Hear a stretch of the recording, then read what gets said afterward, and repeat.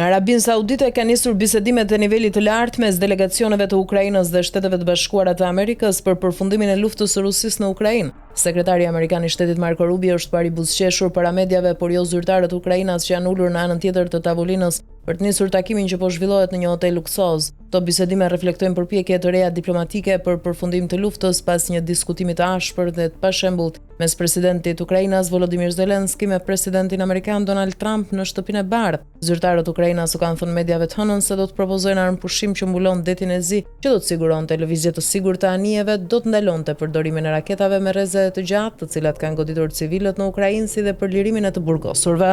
Dy palët do të diskutojnë ato që quhen protokollet e sigurisë dhe çështjet territoriale, të cilat mund të përkthehen si ajo që Amerika është e gatshme të jap Ukrainës për aq kohë, sa ajo është e gatshme të jap Rusisë territore të caktuara. Deri më tani, Ukraina ka hezituar shumë për të hyrë në detaje, por nuk ka zgjidhje tjetër veç se të përfshihet në këto bisedime për shkak të mbështetjes së vazhdueshme të Europës dhe Ukrainës në fuqinë ushtarake të Amerikës. Ukraina është ende pas një garancie sigurie nga Amerika se do të ndërhynte nëse Rusia do të pushtonte edhe një herë pas nënshkrimit të armëpushimit. Kjo është një garanci që Shtëpia e Bardhë deri më tani ka refuzuar ta japë. Bisedimet po zhvillohen teksa është raportuar se të paktën një person është vrarë dhe 18 të tjerë janë plagosur si pasojë e sulmeve masive me dronë në 10 rajone të Rusisë. Mbrojtja ajrore ruse ka thënë se i ka rrëzuar 337 dronë Ukrainas përgjatë natës. Zyrtarët Ukrainas dhe ata amerikanë nuk e kanë komentuar ende sulmin me dronë në Rusi. Pas këtij takimi në Arabinë Saudite, i dërguari i posaçëm i SBA-ve Steve Witkoff mund të takohet me Vladimir Putin në Moskë më vonë gjatë kësaj jave.